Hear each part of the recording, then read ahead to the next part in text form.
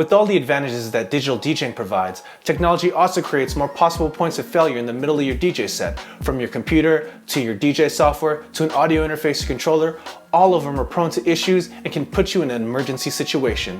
So it's really important to know a few ways to get out of a jam and keep the party going as seamlessly as possible. So let's take a look at a few of these methods, but before we do, be sure to subscribe to this channel to make sure you're notified when we post more DJ tips just like this one.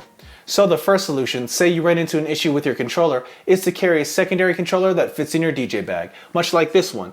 There are a couple of them on the market now for many different DJ softwares, and what's great about this is that it gives you nice tactile control of the software, and you can control everything, fits in your DJ bag really nicely, really easy to carry, doesn't weigh a lot, and a lot of them have outputs for the main output as well as headphone out, so you can really DJ and get everything done on this in a pinch while you figure out what's going on with your main controller. So the downside to something like this is that you're probably going to need some adapters to be able to plug this into the club system that you're using. So for instance, this has an 1/8 inch output, which is your usual small headphone output. You're probably going to need an adapter from this into something like RCA cables or 1/4 inch or XLR cables to make it compatible with what you're plugging into with your main controller. Also, this is somewhat of an extra cost as you're going to have to buy a secondary controller, but what's great about these is that they don't cost that much.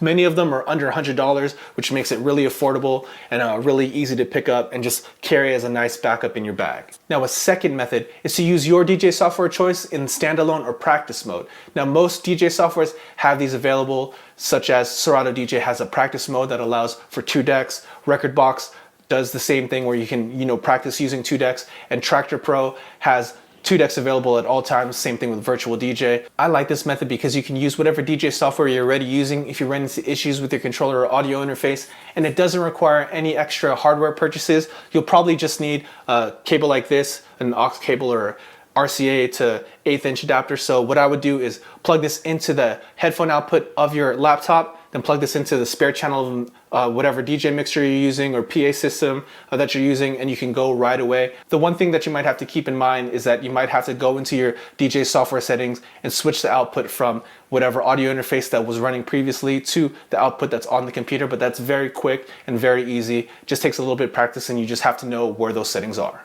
Now, both of the solutions that I just discussed all require your computer and DJ software to be working correctly. These are mostly solutions if you have issues with your controller hardware or an audio interface. So what do you do if you're having issues with your computer or DJ software? Well, this cable comes in handy once again. So just like we talked about previously, you would plug this into the back of the mixer that you're plugging into or directly into the PA system. And instead, you can plug this into something like your smartphone and play some songs off of that, maybe off of Spotify or another streaming service, or music that's on your actual phone. Or if you're only having issues with your DJ software and your computer is running correctly, you can plug this directly into the headphone output of your laptop and run a couple songs off a media player or a mix, maybe off of Windows Media Player or iTunes or something like that. So to give yourself some time to figure out what's going on with your software while the party keeps going. And just recently, I had this cable right here save my life at a gig. I was having latency issues with Serato DJ. I needed to restart the software, but I was DJing by myself and couldn't stop the music. So I just plugged this into my headphone output, plugged this into a spare channel in the mixer,